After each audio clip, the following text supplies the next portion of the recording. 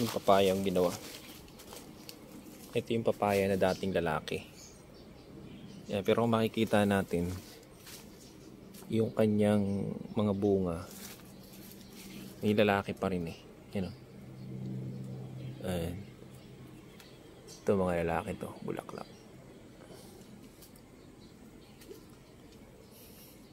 Kung nakita nyo tong video na to dati pa, nung maliit pa lang to, ginanito ko na to. Kasi itong punong to, lalaki to. So ginawa ko, ginanito ko siya. Yung mga naunang video, may video ako nyan. Itong dalawang yan. Itong isa ito, nakabunga na to. Nakuha na ko na ito, nahinog na. Pero hindi na siya muling bumunga. Yan. Ito yung ganyan. Dumapa. Pero buhay pa. Ito naman, nakatayo diretso. Yung mga bunga, lalaki dati to. Ayan. Pero, yung ginawa ko niyan, pinutulan ko na yung dulo. Ayan, tulad yan. May maliit na supling. Bumubunga na siya dito. Hindi ko palang alam kung lalaki o babae yung bunga. Pero ito, ayan, ang nangyari dyan. No? Wala na siyang supling doon sa dulo. Pero dire-diretso ang bunga niya. Kaya lang hindi lahat tumutuloy. Mamamatay yung iba. So itong mga to, pinolinate ko yan. Ito. Ayan, na-pollinate yan. Kaya nagtuloy. Ang daming nasayang na bunga niyan. Hindi siya lahat dumiretso yan. Patay na yan. Ito. Yan, dire-diretso yung bulaklak sa taas. Supling na siya, tapos bunga lang ng bunga. Hindi na siya dumadahon.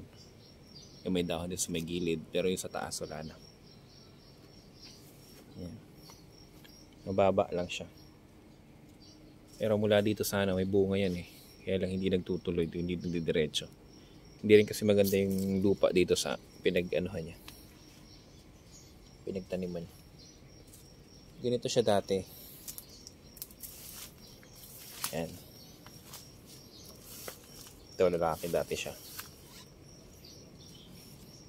Pero itong lalaki hindi ko pinapatay kasi pang pollinate natin yan. Then sa mga babae. Pero pinutol ko na rin yung dulo niyan. Yan o. Nire-diretso ko rin supling. Hindi pa rin siya nagiging babae. So ginagawa ko, ito. Pinopollinate ko yan. Diba ito ito pang pollinate natin. Pakita ko sa inyo. Tanggalin ko lang to.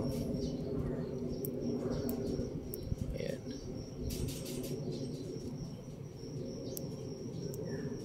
Ayan. Pwede nang pang pollinate. Tara, samahan niyo ako. Hanap tayo ng babae na bulaklak sa kabilang puno. Dito. Dating lalaki din to ha. Yan, kung makikita nyo, pinutol ko na yung dulo. Supling na lang siya. Tapos bunga, hindi siya dahon. Ito. May bagong ano ba? Ayan, may bagong bulaklak. Ito yung bulaklak. Pupollinate natin siya. Ayan. Pakita nyo ba?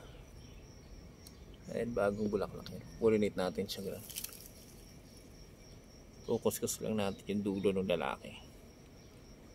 Para magtuloy. Ayan. Pollinate na siya. Ganun. So, para hindi tumaas, putulin ko na itong supling na to. Para bunga lang na siyang bunga. Ayan. So, mangyayari niyan, every supling niyan, bunga dito, or maghahanap siya na pwedeng may sprout dito na pwedeng sumibol at magdahon. Ayan. And okay rin sa papaya. Ano tayo? Kasi pangit yung lupa dito. Experiment lang tayo kung anong mas magandang gawin sa mga papaya na madalas hindi nagtutuloy at namamatay dahil pangit ang lupa. Minsan may anay or masyadong acidic yung lupa. Tulad ng mga to. Yan. Ito hindi ko pinapatay kahit lalaki siya kasi ipakinabang din to eh. Ayan o. So dalawa-dalawa na lagi yung maraming sangad yan. Hindi siya tumutuloy ng taas kasi bulaklak siya ng bulaklak hanggang dun. Mga papaya yan. Yan. Ang ganda magtanim ng papaya ngayon kasi hindi mo na kailangan diligin kasi maulan.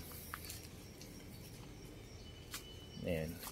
So next video natin, pakikita ko sa inyo yung result ng ginawa natin dito kung magtutuloy yan. Abangan nyo yung video na yan, mga ka-organiko.